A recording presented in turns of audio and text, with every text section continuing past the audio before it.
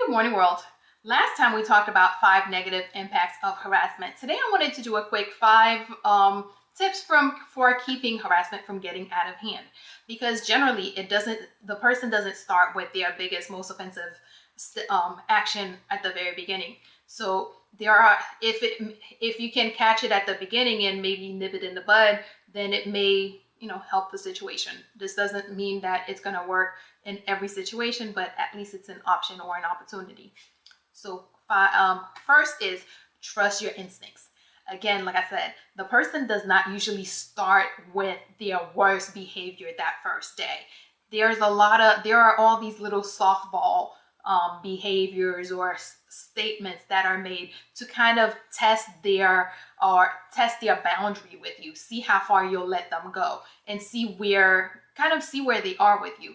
And at that very moment, so it often is not clear what is going on, and there can be some doubt, or it leaves a lot of room for interpretation. But the one thing you have to remember is that your gut, your instinct is your best measure of how things are or what is going on. So if you have that gut feeling that says, hey, something's up, that's because you know what? Something is up. Trust your instinct. If your gut is telling you something's not right, believe yourself. Something is not right and act accordingly. 2, speak up. Again, especially when you're at that very beginning stage when the person is testing their boundary with you, it's very important to speak up and make sure that you make it clear to the person that no, these advances, these statements, these behaviors are not welcome. I'm not on board with whatever it is that you think is going to happen. Make sure that you are direct and that you are clear, and you leave absolutely zero room for interpretation. When you speak, a lot of times people will have that, well, I didn't know, I didn't realize, I didn't whatever. But make sure you are clear, that you are direct. You don't have to be aggressive. You don't have to be rude. You can be polite, but you just have to be very direct and make sure that you are clear in that your message is clearly stated. And of course, leaving no room for interpretation so that your message conveys exactly what you intend to convey. 3, create alliances or a safety network. A lot of times you'll find that these people, those perpetrators, they're kind of cowards. A lot of the things that they would say or do to a person one-on-one, they would probably not do in the presence of others. So if you are a little iffy about someone, or maybe you have said something and the person still is engaging in their negative behavior, having other people present can reduce their opportunity, reduce their access, because a lot of times they will not engage in that behavior when others are present. So create opportunities for other people to be present whenever you have to deal with that particular individual. 4, document. Especially if you're not ready to report what is going on to whoever has the authority to deal with it, at least document what is happening. Document incidents. Document anything that happens.